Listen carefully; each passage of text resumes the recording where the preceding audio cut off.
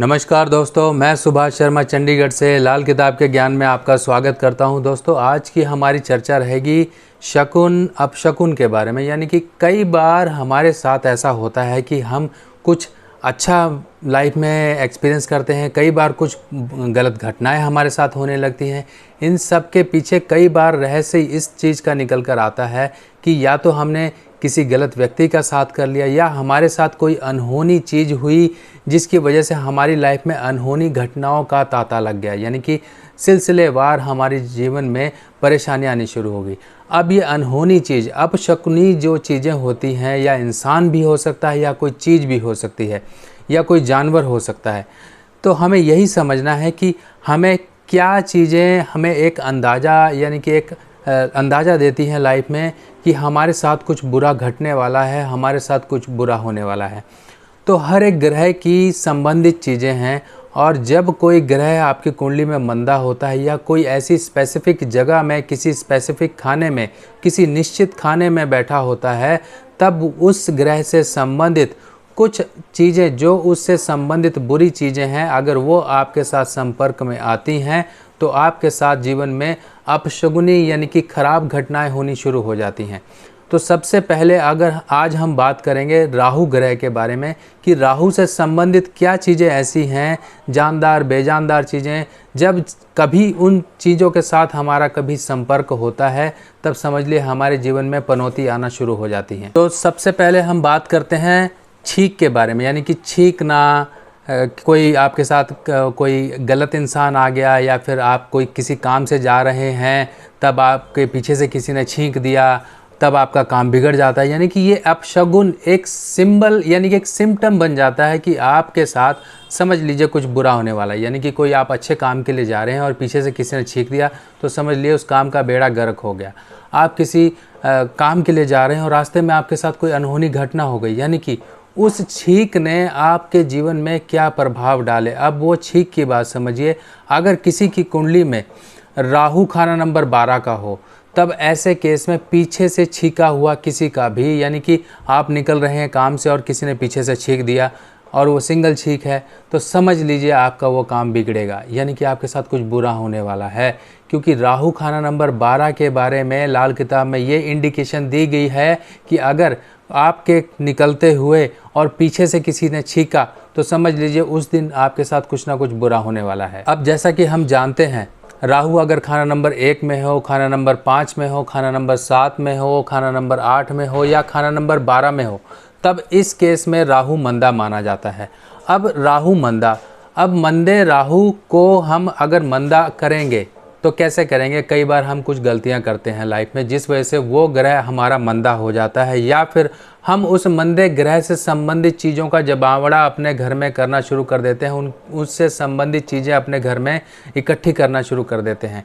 जैसे कि कई बार क्या होता है कि कई लोगों के घर में कंस्ट्रक्शन हो रही होती है या हो चुकी होती है, कुछ सीमेंट, बजरी, रेता, ये चीज़ें घर में नॉर्मली पड़ी होती हैं, पर अगर किसी के राहु खाना नंबर 8 में है तो ऐसे लोगों को ध्यान रखना चाहिए कि उनके घर में अगर सीमेंट पड़ा हुआ है तो वो सीमेंट की बोरी को कभी भी जमने ना दें। अगर आपके घर में राहु खाना नंबर 8 का बैठा हुआ है और साथ में आपके घर में कहीं पर सीमेंट की बोरी पड़ी हुई है जो जमी पड़ी है, तो उसको निकाल के फटाफट बाहर फेंकें, क्योंकि ये राहु आपका सीमेंट की जो जमी हुई बोरी है उसकी वजह से आपके जीवन में अपशगुन पैदा कर रहा है, और कब ये बड़ी घटना को अंजाम दे दे इसका कोई पता नहीं चलता। क्योंकि राहु खाना नंबर 8 का होता ही है चलती गाड़ी में रोड़ा अटकाने वाला, जीवन में अचानक से समस्याएं पैदा करने वाला और आपके बनते कामों को बिगाड़ने वाला। तो राहु खाना नंबर अगर 8 का है तो ये चीज़ पर ध्यान रखें। अब बात करते हैं कि हम कोई भी काम करने जा रहे हैं, हमारे काम की खबर लोगों को तक लग गई कि ये काम, यानी कि कोई एग्ज़ाम देने जा रहे हैं, कोई इंटरव्यू देने जा रहे हैं, या फिर हमने कभी अच्छे कपड़े पहन लिए, तब हमारे को नज़र लग जाती है। एक नज़र दोष का लगना राहु खाना नंबर 6 वालों के लिए बहुत जल्दी देखा जाता है। खाना नंबर 8 का राहु हो, खाना नंबर 6 का केतु हो, तब भी अगर राहु खाना नंबर 6 में है किसी की कुंडली में, तब ऐसे व्यक्ति को नज़र बहुत जल्दी लगती है, उसके बनते काम बहुत जल्दी बिगड़ते हैं, क्योंकि वो चीज़ें लोगों तक पहुंच जाती हैं और लोगों की हाय या फिर गंदी नज़र, ईवल आई जिसे हम कहते हैं, उसका प्रभाव इंसान के ऊपर बहुत जल्दी होता है।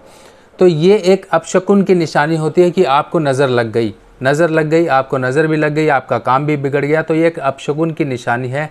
ऐसे केस में खाना नंबर 6 के राहु वाले के लिए एक नज़र उतारने का उपाय लाल किताब में बताया गया है कि ऐसा व्यक्ति अपने पैर के नीचे की मिट्टी उठाकर अग्नि में फेंके।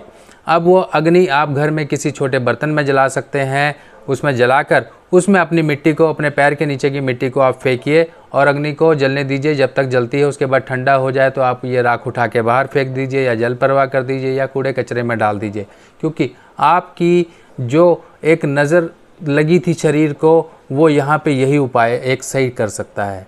बाकी आप नॉर्मल उपाय जो घर में किए जाते हैं वो भी आप कर सकते हैं, पर राहु 6 वाले के लिए स्पेसिफिक उपाय यही बनता है। अब कई बार आपने देखा होगा कि हम अपने कहीं खुशी के मौक़ों पर मिठाई बांटते हैं या फिर घर में आयोजन वगैरह करवाते हैं, या फिर कई बार आपने देखा होगा कि किसी व्यक्ति के ज़ुबान से निकली हुई मंदी बात और सामने वाले के लिए ऐसी पत्थर की लकीर बन जाती है कि उसको पूरा उजाड़ के रख देती है।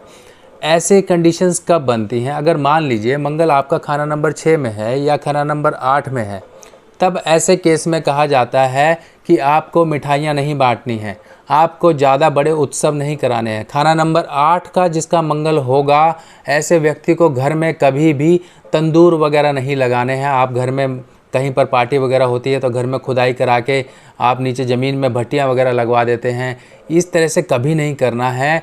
अगर आपने किया तो अपने हाथ से ही आप अपने जीवन में अपशगुनों को बुला रहे हैं। खाना नंबर 6 वाले के लिए यानी कि कोई भी आयोजन करना है तो मिठाई बांटेगा, मिठाई यानी कि खुशी मनाएगा तो उसके जीवन में परेशानी आएगी, तो उसका एक सिंपल सा अल्टरनेट होता है कि आपको मिठाई की जगह नमकीन बांटनी है। अब मिठाई और नमकीन का अगर हम कंसेप्ट देखें तो मिठाई हुई मंगल से संबंधित और नमकीन हुई शनि से संबंधित।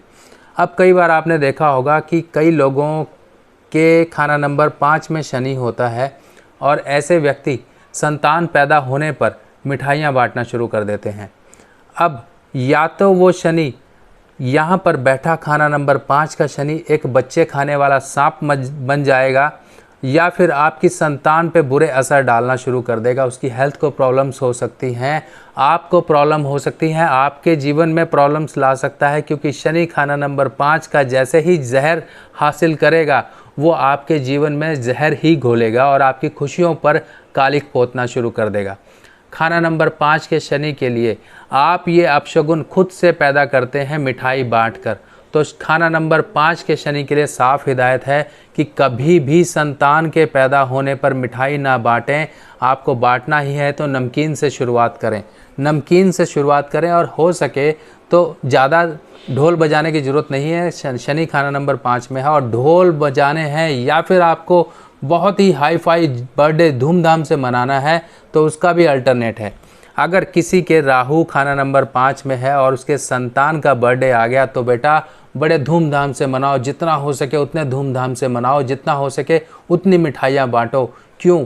क्योंकि इसके पीछे लॉजिक है, धूमधाम, मिठाई, ये सब मंगल से संबंध रखते हैं और मंगल ही यहाँ पर राहु को कंट्रोल कर सकता है। इसके पीछे लॉजिक ये है कि खाना नंबर 5 वाले को राहु अगर किसी के है तो धूमधाम से अपने बच्चों का बर्थडे मनाएं। कईयों के लिए देखिए हम कहते हैं कि आप ये करें, पर कईयों के लिए कहते हैं कि आप ये ना करें। यही एक लाल किताब के उसूल हैं जिनके अगेंस्ट अगर हम जाते हैं तो हम अपने जीवन में परेशानियों को बुलाते हैं। कई बार आपने देखा होगा कि अगर किसी ने, सामने वाले ने आपको, या आपने किसी को सुना होगा कि यार तेरे बारे में उसने गलत शब्द बोल दिए, या फिर तुझे एक श्रापित, एक दिल से हाय जिसके निकलती है, इस तरह के शब्द बोल दिए और वो इंसान दिन रात परेशानियों में जूझता रहा। क्यों? क्योंकि अगर खाना नंबर 8 का किसी का मंगल है तो भैया ध्यान रखो कि आपको किसी भी विधवा को परेशान नहीं करना है।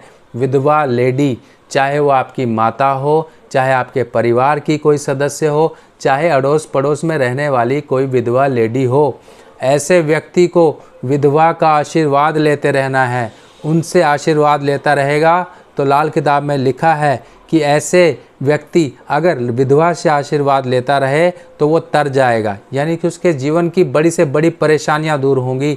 अगर आपने विधवा को परेशान किया और उसके दिल से कहीं पर भी दुख भरे शब्द, कठोर शब्द आपने सुन लिए, तो आपको बचाने वाला कोई नहीं होगा। तो दोस्तों, यही सब छोटी छोटी जानकारियां हैं और मैं आने वाली पोस्ट में आपको हर एक ग्रह के अनुसार ये समझाऊंगा किस तरीके से अपशगुन हम खुद क्रिएट करते हैं। कुछ सिम्टम्स ऐसे आते हैं जिस वजह से हमारी लाइफ में प्रॉब्लम आनी शुरू हो जाती है, जिनको कहते हैं शकुन या अपशगुन।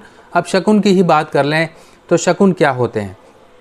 आप कहीं पर जा रहे हैं काम से और आपके सामने कहीं से दूध आ गया, दूध का भरा बर्तन आ गया या फिर पानी का भरा बर्तन आ गया, तो समझ लीजिए यहाँ पर चंद्र आपके लिए हमेशा आपके कामों को एक उन्नति देने वाला है। आप जा रहे हैं कहीं काम से और रास्ते में कहीं पर आपको गाय मिल गई और गाय ने या तो गोबर कर दिया या पेशाब कर दिया, तो समझ लीजिए आपके काम सार्थक हो गए।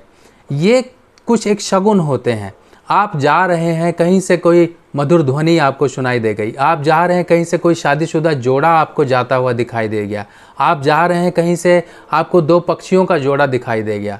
ये कुछ शगुन होते हैं, यानी कि एक अच्छे सिम्टम्स आपके लाइफ में अच्छे प्रभावों को लाने के लिए होते हैं। इनसे आप अंदाज़ा लगा सकते हो कि मेरा काम होने वाला है। आप जा रहे हो कहीं से, आपको कोई साधु के दर्शन हो गए, ऐसे साधु जिसके चेहरे पे तेज़ हो, जिसे आपको देखें, आप जिसको देखें तो आपकी नज़र उससे ना हटे। आप जा रहे हैं, रास्ते से कोई देवी देवता की पालकी निकल रही है, आप जा रहे हैं कहीं से आपको ऐसी ध्वनि सुनाई दे रही है जो कि मधुरमय ध्वनि है, तो समझ लीजिए आपका समय अच्छा है। आप जा रहे हैं, आपके पैरों में कहीं पर चोट लग गई, आपका जूता चप्पल टूट गया, तो समझ लीजिए अपशकुन है। तो ऐसे ही बहुत सारे अपशकुन होते हैं। सारे अपशकुन और शकुन इस अकेली पोस्ट में बताना संभव नहीं है। इस वीडियो को मैं पार्ट में डिवाइड कर करके आपको सारी ही चीज़ें बताऊंगा। तो दोस्तों, अब आगे की बात करें। अभी कुछ समय पहले आपने पूजा शर्मा, जो कि मेरी पत्नी हैं, उनकी आवाज़ सुनी और वो वीडियो में अपना चेहरा नहीं दिखाना चाहती। क्यों? ये चीज़ें मैंने आपको पहले ही क्लियर कर दी थी कि वो कुछ मर्यादाओं में बंधी हुई हैं और अभी उनके भी सास ससुर बैठे हुए हैं। हमारे यहाँ ये चेहरा दिखाना ये सब कुछ अलाउड नहीं है। और मेन चीज़ क्या है, इसके पीछे मैं भी मना करता हूँ कि आपको चेहरा नहीं दिखाना है। क्या कारण होता है ये भी आप समझिए। आपकी वाइफ है शुक्र, और धन जो पैसा होता है वो भी शुक्र होता है।